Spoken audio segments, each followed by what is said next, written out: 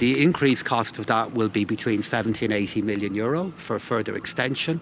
In relation to an effect on our tax revenue, the government published forecasts in relation to this a week ago, and it did indicate that it is possible that there will be a decline in tax revenue, but that will take place over the medium term, over a number of years.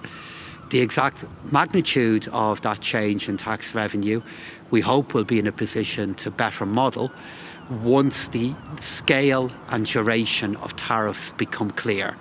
And at the moment, Adam, we're not clear on that. That will become clearer at least beginning tomorrow.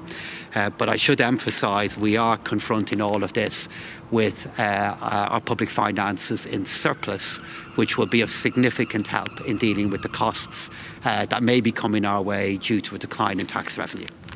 Minister, the government has spent the last couple of years, the previous government spent the last couple of years indexing tax bands. We're now seeing the threat from tariffs. And is there any concern that the government may have to, roll back on some of those tax cuts that we've seen over the last 3 or 4 years?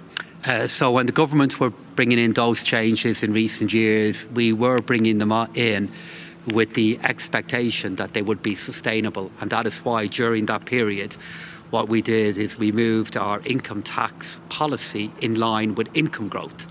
And that meant that the tax changes that were made available on each budget, we believe to be affordable. I still believe they are affordable.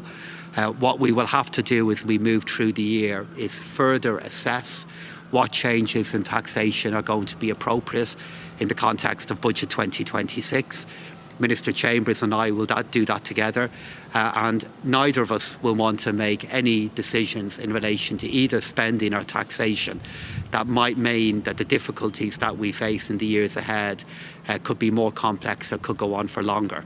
Our priorities will be to continue to invest in capital spending, and the government today agreed a way in which Minister Chambers would lead that process, and also to protect the taxes that we have coming into Ireland through personal tax, through other tax heads, if we see changes in corporate tax revenue beginning to happen in the years ahead. Are you able to rule out increases to income tax over the next couple of years?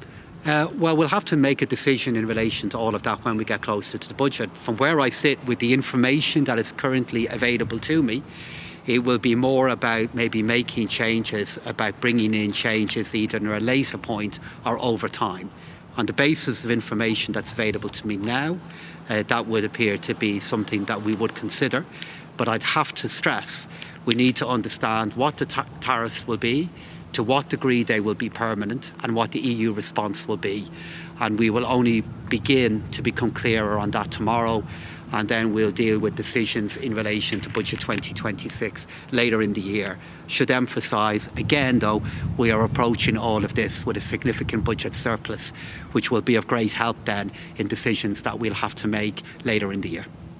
Following on from the previous question, by making these announcements of effectively property and VAT tax breaks 24 hours before the tariffs, are you pretty much narrowing the tax base at a time when you should either broaden it or give the clear message that it needs to be sustained and maybe broadened in the future? What's the message here in such a short period of time? Well, local property tax yield, in other words, the amount of money we're collecting from the local property tax is going up. So it's going to go up on homes that are paying it by 5 to 6% for homes of a value up to €525,000 and more for homes that have a value of less than €1 million. So the amount of local property tax we'll be asking them to pay will be going up. So I see this as being a way in which we can ensure that local property tax continues to pay more in the years ahead and contribute more to our tax collection, but doing so in a way that aims to be affordable for those who are paying it.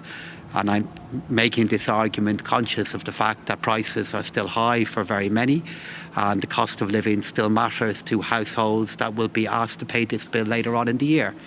And then in relation to VAT, we will make decisions in relation to the future of VAT on budget day, but we are seeing the price of electricity and the price of gas go up versus where we expected it to be, and this decision on VAT has been taken in the context of that.